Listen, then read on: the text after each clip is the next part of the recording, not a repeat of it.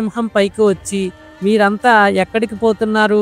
మీకు చావు దగ్గర పడింది కాబట్టి మీకిష్టమైన దేవుణ్ణి ప్రార్థించుకోండి అంది. మేము ఒప్పందం ప్రకారం మధ్యాహ్నానికి బాసురకం అనే పెద్ద సింహానికి ఆహారం కావాలని చెప్పాం. అర్థం లేని మాట, ఈ అడవి నాది, మీరు ఒప్పందాలు నాతో చేసుకోవాలి. ఎవరో బాసురకం అనే దొంగతో కాదు. ఆ బాసురకాన్ని ఇక్కడికి పిలుచుకురండి. ఎవరేంటో మేము తేల్చుకుంటాం. మాలో ఎవరు గెలిస్తే వాళ్ళే జంతువులన్నిటికీ రాజు అంది.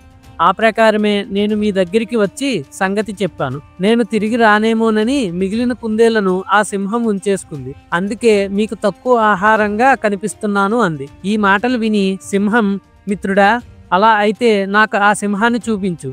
నాకు జంతువుల మీద వచ్చిన కోపాన్నంతా దానిపై చూపించి మనశ్శాంతి పొందుతాను. శత్రువులను తొందరగా చంపకపోతే వాడు బలపడి మనల్నే చంపుతాడు అంది.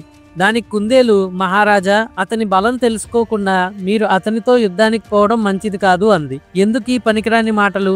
నాకు ఆ సింహాన్ని చూపించు, వాణ్ణి చంపేస్తాను అంది సింహం కోపంగా. కుందేలు సింహాన్ని బావి దగ్గరకు తీసుకుపోయి, ఇదే ఆ సింహం ఉండే కోట అంది. అది బావిలోకి తొంగి చూసి, మీరు వస్తున్నారని తెలిసి ఆ సింహం అప్పుడే భయపడినట్టు ఉంది. ఇలా రండి అంది.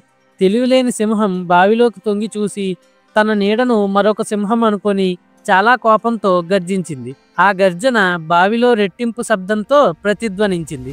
తనను సవాలు చేస్తుందని అనుకొని బుద్ధిలేని బాసురకం కోపంతో ఆ లోతైన బావిలోకి దూకేసింది. కుందేలుకు చాలా సంతోషం కలిగింది. చెడ్డ సింహం బాధ వదిలించినందుకు మిగిలిన జంతువులన్నీ కుందేలును మెచ్చుకొని సుఖంగా బతికాయి. తర్వాత ఏం జరిగిందో నెక్స్ట్ వీడియోలో తెలుసుకుందాం. Stay tuned.